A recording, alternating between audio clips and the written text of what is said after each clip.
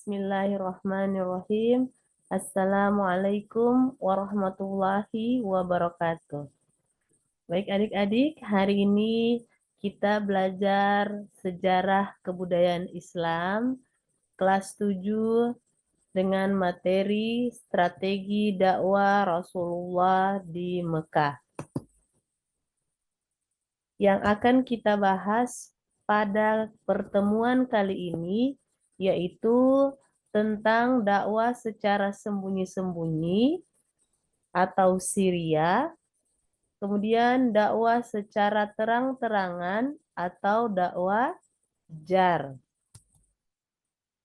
Yang menjadi capaian pembelajaran kita hari ini yaitu peserta didik mampu menganalisis misi dan strategi dakwah Rasulullah Shallallahu Alaihi Wasallam di Mekah dan Madinah sebagai rahmat bagi seluruh alam, sebagai inspirasi dalam menerapkan semangat ukhuwah Islamiyah, ukhuwah basariyah, ukhuwah insaniyah, dan ukhuwah wataniyah dalam kebinekaan. Yang harus perlu kita ketahui bahwa tujuan pembelajaran kita yaitu menganalisis misi dan strategi dakwah Rasulullah Shallallahu Alaihi Wasallam di Mekah sebagai rahmat bagi seluruh alam semesta.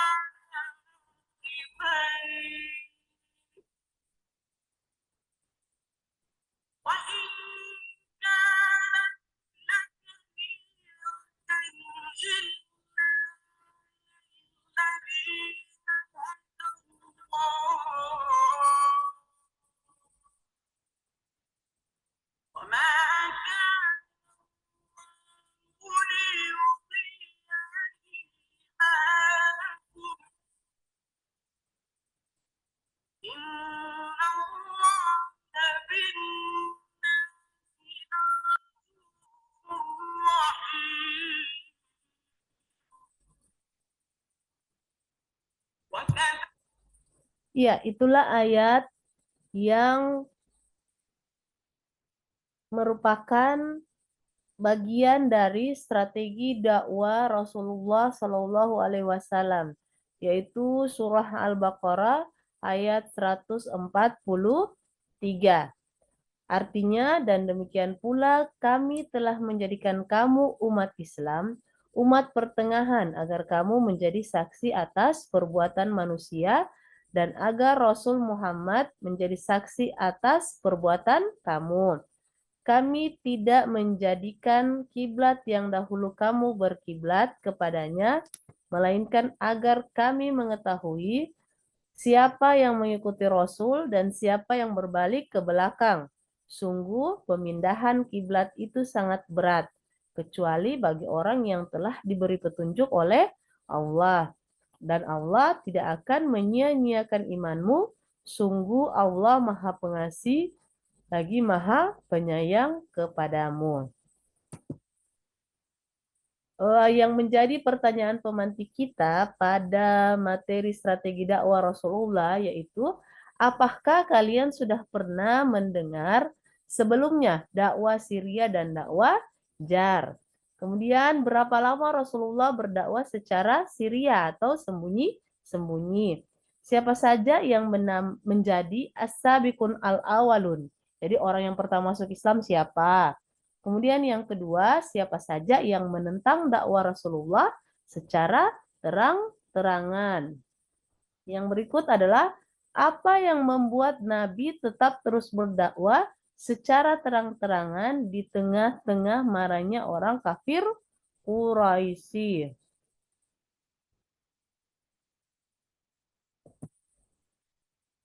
Ya, kita masuk pada materi yaitu pembahasan tentang dakwah Rasulullah di Mekah. Setelah mendapatkan perintah dari Allah melalui wahyu, maka Nabi Muhammad mulai mengatur langkah strategi pengembangan dakwah Islam di kalangan masyarakat kafir Quraisy. Jadi langkah awal yang beliau ambil adalah melakukan dakwah secara Syria atau sembunyi-sembunyi rahasia di lingkungan keluarga dan sahabat-sahabat beliau yang bisa dipercayai. Jadi Nabi Muhammad berdakwah secara Syria kurang lebih selama 3 tahun. Dalam sejarah Islam dikenal sebagai As-Sabiqun Al-Awalun. Jadi orang-orang yang paling dahulu atau paling pertama yang masuk Islam adalah yang pertama adalah Khadijah binti Khuwailid, Ummul Mukminin, istri dari Nabi Muhammad. Yang kedua adalah Zaid bin Haritsah bin Syarahil. Ketiga adalah Ali bin Abi Thalib, sepupu beliau, dan Abu Bakar As-Siddiq adalah sahabat yang terdekat dengan beliau.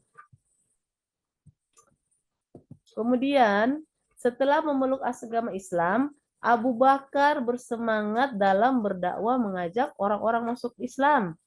Nah, di saat Abu Bakar berdakwah, ada beberapa orang yang senang dan menyukai dengan dakwah Abu Bakar.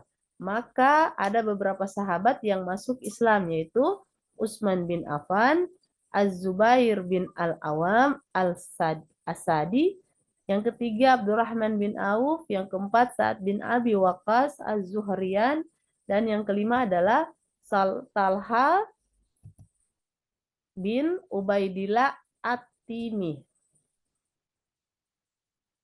Kemudian diikuti oleh Bilal bin Rabah. Jadi semakin hari semakin banyak pengikut dari Nabi Muhammad berkat dakwah dari sahabat-sahabat Nabi Muhammad.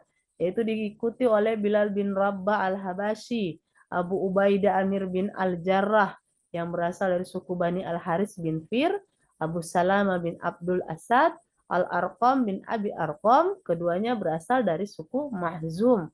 Jadi Utsman bin Affan dan kedua saudaranya Udamah dan Abdullah, Ubaidillah bin Al-Harits bin Al-Muttalib bin Abu Manaf, Sa'id bin Zaid Al-Adawi, dan istrinya Fatimah binti Al-Khattab Al-Adawiyah, saudara perempuan dari Umar bin Al-Khattab, Kahbab bin Al-Arts, Abdullah bin Mas'ud Al-Hazali, serta banyak lagi selain mereka yang sudah tidak bisa ditulis satu persatu di sini. Jadi mereka semua itu masuk Islam secara sembunyi-sembunyi karena mereka menyembunyikan keimanannya untuk menghindar dari ancaman dan siksaan kafir Quraisy. Selain diuji oleh faktor eksternal, keimanan mereka juga diuji oleh faktor internal, yaitu ajaran yang diterima Nabi bertentangan dengan kondisi yang ada dan di luar kemampuan otak manusia.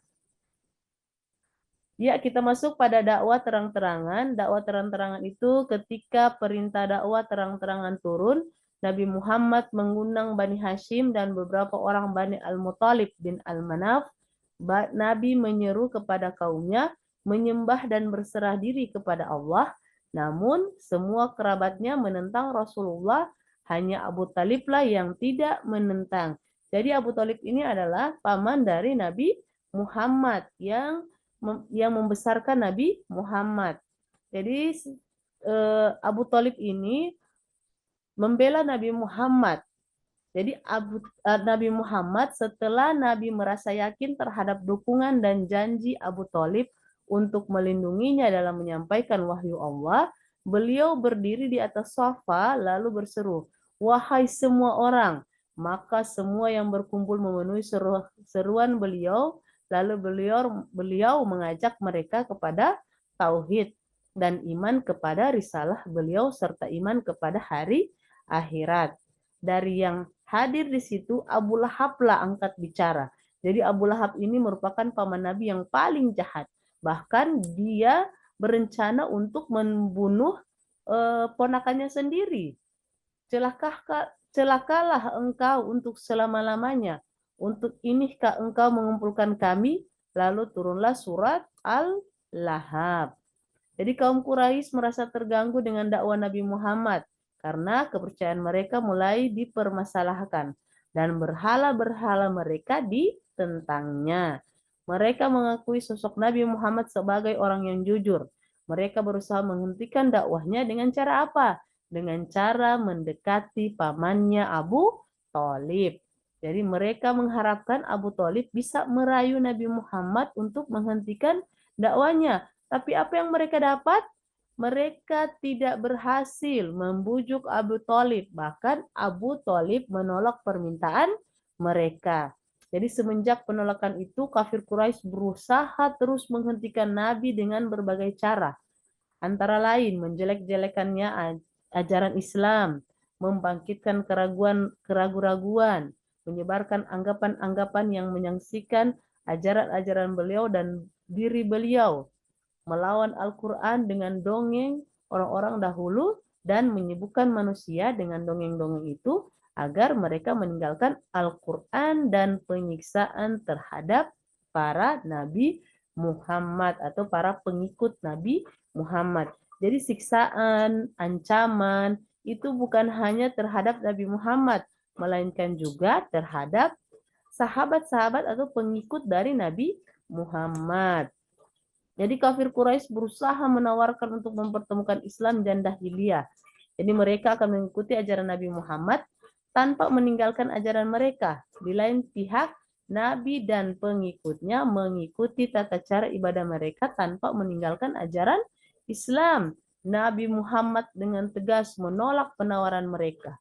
Peristiwa tersebut diabadikan dalam surat Al-Kafirun yang artinya, katakanlah hai orang-orang kafir, aku tidak akan menyembah apa yang kamu sembah, dan kamu bukan penyembah Tuhan yang aku sembah. Dan aku tidak pernah menjadi penyembah apa yang kamu sembah. Dan kamu tidak pernah pula menjadi penyembah Tuhan yang aku sembah. Jadi untukmu agamamu dan untukkulah agamaku. Kemudian Nabi Muhammad SAW bersama Bani Hashim dan Bani Muthalib hidup terisolir dan tinggal di lembah Bani Hashim. Kaum Quraisy semakin memperketat isolasinya kepada Nabi dan para sahabatnya, sehingga mereka tidak memiliki bekal makanan. Kesulitan, mereka sampai pada kondisi hanya makan dedaunan. Jadi umat Islam tetap sabar dan tegar dari tekanan yang mencelakakan ini dengan terus mengharapkan pertolongan Allah. Jadi di tengah penderitaan ini Allah Subhanahu wa taala memberikan pertolongan dengan berbagai cara. Seperti Hisham bin Am, seorang kafir, membawa untanya dengan penuh makanan di malam hari ke Bani Hashim dan Bani Muthalib. Jadi begitu sampai di dekat lembah ia melepaskan kendali untanya, ada juga orang-orang kafir bergabung di lembah Bani Hashim dengan motivasi kesekuan dan kekerabatan. Jadi embargo atau pemboikotan berlangsung selama 3 tahun. Jadi kafir Quraisy tetap menekan dan menyiksa para pengikut Nabi Muhammad sehingga Nabi memerintah pengikutnya untuk hijrah dan keluar dari Mekah. Baiklah adik-adik, itulah materi kita hari ini dan insya Allah bermanfaat untuk kita semua. Dan akhirnya kita dapat menarik kesimpulan bahwa dakwah Rasulullah ini menunjukkan bahwa strategi dakwah Nabi Muhammad adalah contoh nyata tentang bagaimana seorang pemimpin harus menghadapi rintangan dengan ketekunan, kesabaran, kebijaksanaan, dan akhlak yang baik. Jadi refleksinya yaitu Rasulullah selalu fokus pada pesan inti Islam, yaitu tauhid, keesahan Allah, dan akhlak yang baik. Ini mengajarkan kita untuk tidak terlalu terjebak dalam perincian dan untuk tetap memusatkan perhatian pada pesan yang paling penting. Jadi adik-adik, insya Allah pembelajaran kita hari ini bermanfaat untuk kalian semua. Eh, ada akhirnya kita akan berpisah dan nanti insya Allah minggu depan akan kita ketemu lagi dengan materi yang lain. Insya Allah kita sehat-sehat semua. Wassalamualaikum warahmatullahi wabarakatuh.